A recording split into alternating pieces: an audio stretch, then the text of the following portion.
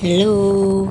Welcome to my vlog. Anyway guys, so this video is galing ako ng liko at saka papunta kami ng grocery. Madaanan namin ang aming tulay.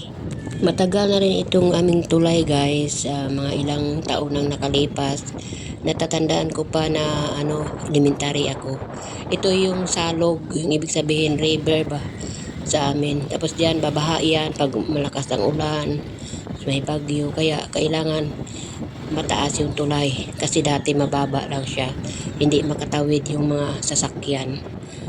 Elementary pa ako noon guys nung ginawa ito, kaya matagal-tagal na rin ito siya, ilang dekada nang lumipas. So ngayon guys, papunta kami sa supermarket.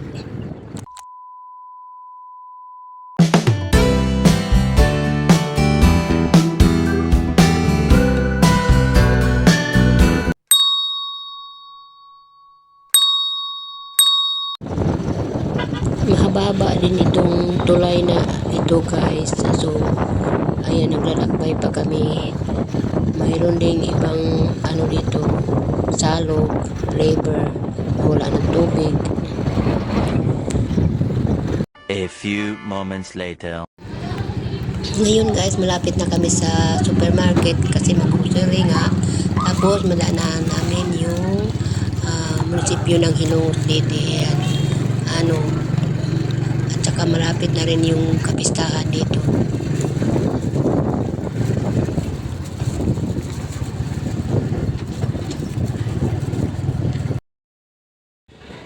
Nandito na kami sa supermarket guys. So magbibili na kami. Punti lang naman ang bibilihin ko dahil budget lang siya, parang Noche na para sa aming handaan pagkatapos ng magsimba. So yan lang muna guys, kasi nga mayroon naman kaming grocery na aming magagamit. Ang Noche na lang ang bibilhin ko sa ngayon. Hello, mag-selfie video muna si Manang guys, yung lola niya, dahil para mayroon may upload sa mga reels.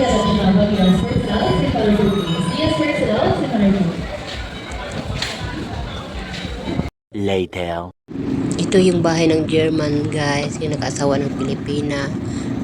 Hindi sila mabait, masusungit kasi nga nakapunta na ako. Sa ngayon guys, yung namin karsada ginagawa dahil nga lubak-lubak na. So na-traffic kami ngayon dahil nga may nagagawa sa kalsada. So dami, kaso lang maliit lang ang daanan, kaya hirap kaming dumaan.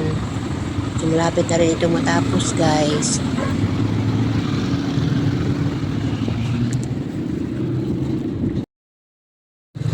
Dito sa aming probinsya guys, ang pinagbuhay yung ibang magsasaka sa palayan.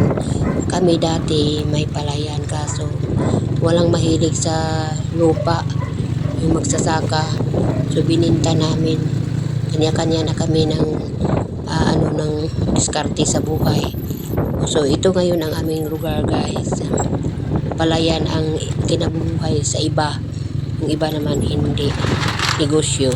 1 hour later. Ayan guys, nandito na kami sa aming balay.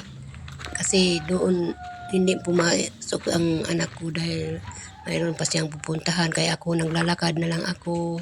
Ay papasok na ako sa loob ng aming bahay. Thank you so much guys. Thank you for watching. I hope you enjoy. God bless to all. Bye-bye.